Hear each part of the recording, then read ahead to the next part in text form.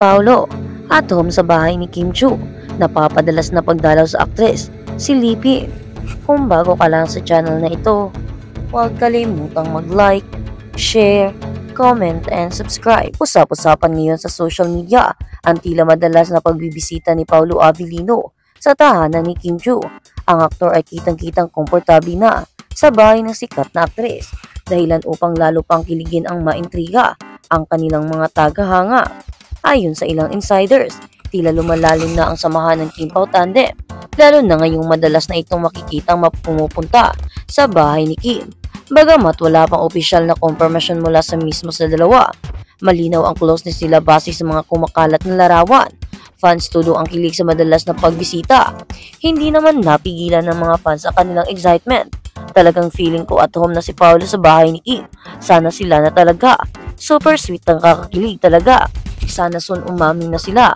Kim Chu and Paulo Avellino's first kiss in What's Wrong with Secretary Kim trends on social media. Kaya ayon doon nagsimula kung bakit mas gumanda pa ang kanilang chemistry ng dalawa. Maging ang mga kaibigan nila sa industriya ay kinikilig at excited na kung ano pa ang susunod para sa Kim Pao. Dahil sa patuloy na pagiging close ng dalawa, inaabangan na ngayon ang kanilang opisyal na pahayag tungkol sa tunay na estado ng kanilang relasyon. Mensahe ng Kim Pao fans. Patuloy naman ang pasasalamat ng dalawa sa suporta ng kanilang fans. Salamat po sa walang sawang suporta nyo. Ang madalas na paggalaw ni Paulo Avellino sa bahay ni Kim ay isa pang patunay ng espesyal na samahan ng dalawa. Patuloy na aabangan ang updates tungkol sa Kim Pao dito lamang. At sa kabilang banda, kaya pala, Paulo Avellino naghahabol kay Kim Chu. Si Paulo Avellino ay hindi nagpahuli sa kanyang rumored na kasintahan. Ang kapamilya aktres na si Kim Chu, kahit nabala ang kanyang schedule, isang patunay ng kanyang dedikasyon sa kanilang relasyon ay ang kanyang pagsisikap na maglaan ng oras para kay Kim sa kabila ng kanyang hektik na mga gawain. Matapos ang isang event sa Cebu kung saan nabala si Paulo Avellino sa pagganap at mga commitment, nagpakita siya ng kahangahangang determinasyon upang makauwi sa Manila ng mas maaga. Kahit na malakas ang pagod na dulot ng kanyang biyahe at mga responsibilidad, hindi niya pinababayaan ang pagkakataon na makasama si Kim Chu para sa kanilang weekend bonding. Ayon sa mga nakasaksi sa kanilang relasyon, ipinakita ni Paulo Avellino ang kanyang pagsusumikap at pagmamalasakit sa pamamagitan ng paghahanap ng oras para sa kanyang rumored girlfriend. Ang ganitong klaseng effort ay hindi na bago para sa mga tagahanga ni Paulo, ngunit ang kanyang pagpapakita ng dedikasyon ay nagbibigay ng bagong pananaw sa kanilang relasyon.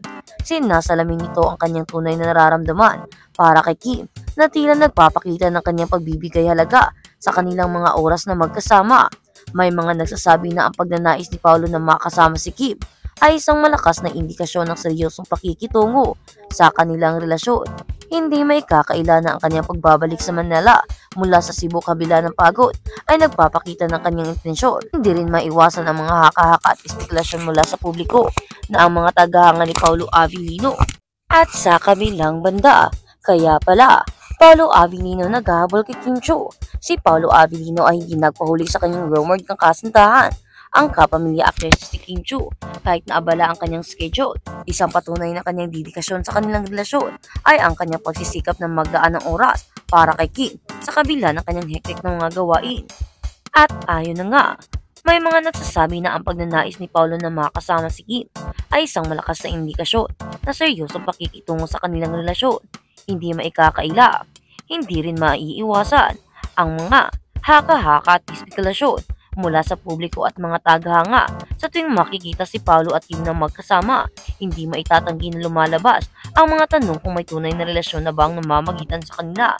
Ang mga ganitong senaryo ay nagbibigay daan sa iba't ibang interpretasyon na ang ilan ay nagsasabi na maaaring malapit na silang umamin sa kanilang relasyon. Ang mga kilos at aksyon ni Paulo ay tila nagpapalakas ng teoryang ito at hindi nakapagtataka kung ano ang kanilang relasyon ay magiging official sa hinaharap. Ang pagpapakita ni Paulo ng ganitong klaseng pagkakasalalay at dedikasyon ay hindi lamang nagpapakita ng kanyang pagnanais na makasama si Kim, kundi pati na rin ang kanyang kakayahang balansihin ang kanyang personal na buhay at ang kanyang propesyon. Ang kakayahang maglaan ng oras para sa isang tao sa kabila ng mga abala sa trabaho ay isang mahalagang aspeto ng ganitong at kahit anong relasyon. Sa ganitong paraan pinapatunayan ni Paulo na ang kanilang oras na magkasama ay mahalaga at karapat-dapat ng kanyang buong atensyon. Sa kabila ng lahat ng mga ganitong usapan at espekulasyon, ang pinakamahalaga ay ang tunay na nararamdaman ng dalawa para sa isa't isa. Ang kanilang mga kilos at mga pasya ay maaaring magbigay ng indikasyon sa kanilang relasyon. Ngunit ang tunay na sagot ay nasa kanila lamang. Ang mga tagahanga at publiko ay maaaring maghintay at mag-uobserba. Ngunit ang mahalaga ay kung paano nila tinutukoy at pinapalagahan ang kanilang relasyon. Sa huli, ang patunay na pagmamahal at dedikasyon ni Paolo sa kanyang rumored girlfriend na si Kim Chiu at kasintahan. Ang pag-uwi niya kahit napagod sa trabaho ay isang patunay na mahal niya ang kanyang girlfriend. Kaya naman, ayon na nga sinabi na umami na ang dalawa at marami na ang naging at sumaya. Hindi naman talaga maikakaila ang chemistry nila pag magkasama at hindi rin maikakaila ang tumpak na pagmamahal na makikita mo sa kanilang dalawa at mararamdaman mo talaga pag sila ay magkasama. Kung titingnan mo kasi, para na silang mag-girlfriend at boyfriend, hindi pa lang sila umaami. Parang kulang pa sila sa salita. Pero kung titingin mo sa kanilang mga galaw at kung paano nila ipakita, ay makikita mo talagang mahal nila ang isa't isa. Kaya naman, sa kanilang pag-amin maraming fans ang sumaya, marami ang sumigaw na saya at marami ang na-proud dahil umamin na talaga ang mga iniidolo nila ang dalawang artistang kanilang sinasamba. Kaya naman, sobrang banda. Kaya pala, Paolo Avelino naghahabol kay Kim Chiu. Si Paolo ay hindi nagpahuli sa kanyang rumored ng kasintahan. Ang kapamilya actress si Kim Chiu, kahit naabala ang kanyang schedule, isang patunay ng kanyang dedikasyon sa kanilang relasyon ay ang kanyang pagsisikap na maglaan ng oras para kay Kim sa kabila ng kanyang hektik ng mga gawain. At ayon na nga, may mga nagsasabi na ang pagnanais ni Paolo na makasama si Kim ay isang malakas na indikasyon na seryosong pakikitungo sa kanilang relasyon. Hindi maikakaila, hindi rin maiiwasan ang mga haka-haka at espekulasyon mula sa publiko at mga tagahanga sa tuwing makikita si Paolo at Kim na magkasama. Hindi maitatanggi na lumalabas ang mga tanong kung may tunay na relasyon na ba ang namamagitan sa kanila. Ang mga ganitong senaryo ay nagbibigay daan sa iba't ibang interpretasyon na ang ilan ay nagsasabi na maaaring malapit na silang umamin sa kanilang relasyon. Ang mga kilos at aksyon ni Paolo ay tila nagpapalakas ng teoryang ito at hindi nakapagtataka kung ano ang kanilang relasyon ay magiging official sa hinaharap. Ang pagpapakita ni Paolo ng ganitong klaseng pagkakasalalay at dedikasyon ay hindi lamang nagpapakita ng kanyang pagnanais na makasama si Kim, kundi pati na rin ang kanyang kakayahang balansihin ang kanyang personal na buhay at ang kanyang propesyon, ang kakayahang maglaan ng oras para sa isang tao sa kabila ng mga abala sa trabaho ay isang mahalagang aspeto ng ganitong at kahit anong relasyon.